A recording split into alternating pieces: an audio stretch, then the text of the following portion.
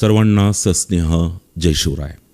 मी प्राध्यापक रवींद्र बनसोड, छत्रपती संभाजीनगर. बांधवांनो, आजच्या व्हिडिओची सुरुवात एका छोट्याशा कथेपासून करूया. एक आटपाट नगर होतं. तिथला राजा अतिशय धार्मिक होता. एकदा त्याने एक विशाल मंदिर उभारले. मूर्तीच्या प्राणप्रतिष्ठेसाठी देशविदेशातून सकळ शास्त्र पारंगत पुरोहितांना निमंत्रित केले गेले.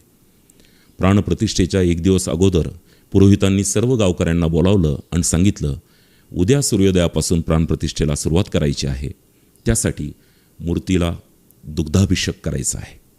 तरी सर्व गावकऱ्यांनी आपापला सहभाग म्हणून एक तांब्याभर दूध आज रात्री मंदिरासमोरील हौदात टाकायचे आहे. सर्व गावकऱ्यांनी आनंदाने होकार दिला. रात्री सर्व गावकरी तांब्या घेऊन निघाले आणि तो प्रचंड मोठा हौद रात्रीतून काठोकाठ भरला. दुसऱ्या दिवशी सकाळी प्राणप्रतिष्ठेस वाजत गाजत सुरुवात झाली. पुरोहित अभिषेकासाठी दूध आणायला हंडे घेऊन हौदाजवळ पोहोचले. पाहतात तर काय, जादूच झाली होती. सगळा हौद दुधाऐवजी चक्क पाण्याने काठोकाठ भरलेला होता. आता विचार करा, असं अघटित कसं घडलं असेल? तर बांधवांनो, झालं असं, प्रत्येक गावकरी हा तांब्या दुधाने भरून आणणारच आहे याची खात्री सर्व गावकऱ्यांना होती. त्यामुळे मी एकट्याने दुधाऐवजी तांब्या पाण्याने भरून आणला तर अंधारात कोणाला समजणार, असा विचार प्रत्येक गावकऱ्याने केला व प्रत्येकजण आपापल्या तांब्यातील पाणी हौदात टाकून आला. बांधवांनो, मी ही कथा फक्त एवढ्यासाठीच सांगितली. हल्ली काही मंडळी अशीही चर्चा करताना दिसतात की 14 तारखेच्या मेळाव्याला सर्वच मराठा बांधव जाणार, त्यामुळे तिथे प्रचंड गर्दी होईल, म्हणून सगळ्यांनी जाण्याची गरज काय, त्यापेक्षा प्रत्येक घरातून एक माणूस पाठवला तरी भरपूर झाले. काही ठिकाणी गावातल्या तथाकथित प्रतिष्ठित ज्येष्ठ लोकांची अशीही कुजबूज सुरू आहे की गावात काही कामधंदा न करणारी कालची तरुण पोरं आता आम्हाला कुठं जावं ही अक्कल शिकवू लागले. बाबांनो, मुळात हे तरुण बेकार का आहेत हे समजून घेण्याची गरज आहे. ही सगळी पोरं प्रचंड नैराश्यग्रस्त आहेत. फ्रस्ट्रेशन बाबांनो, फ्रस्ट्रेशन. काहींना पैशाअभावी शिक्षण घेता आले नाही, फ्रस्ट्रेशन. काहींना शिकूनही नोकरी मिळाली नाही, फ्रस्ट्रेशन. काहींना भांडवलाअभावी कामधंदा करता येत नाही, फ्रस्ट्रेशन. तर काहींना वय उलटूनही लग्न होत नाही, फ्रस्ट्रेशन. शेती करणाऱ्या तरुणांना एकतर पिकत नाही, पिकलं तर विकत नाही, विकलं तर भाव मिळत नाही. फक्त फ्रस्ट्रेशन, फ्रस्ट्रेशन आणि फ्रस्ट्रेशन. मुळात या सगळ्या गोष्टींचे कारण आहे मराठा समाजाला पात्र असूनही आरक्षण न दिल्या जाणे.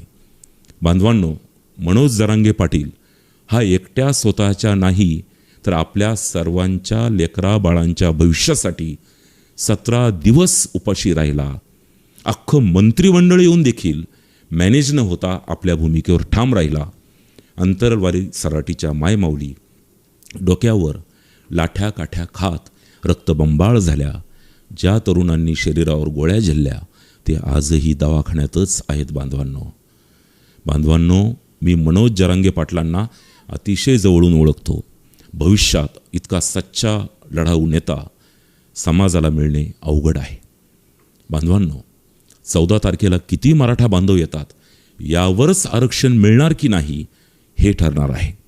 मराठा समाज किती एकवटलेला आहे, किती विखुरलेला आहे हे राजकारणी लोक डोळ्यात तेल घालून बघणार आहेत. ही आर या पारची लढाई आहे बांधवांनो, आज नाही तर कधीच नाही, हे लक्षात घ्या. आपण सगळे एकवटलो तरच सरकार दखल घेईल, हे पक्क ध्यानात असू द्या. 14 तारखेला आपल्याला एवढ्या प्रचंड संख्येने जमायचं आहे की महाराष्ट्र नाही, भारत नाही तर संपूर्ण जगाने या विराट सभेची दखल घेतली पाहिजे. जगद्गुरु तुकोबाराय म्हणतात, एक बीजा केला नास मग भोगिले कणीस.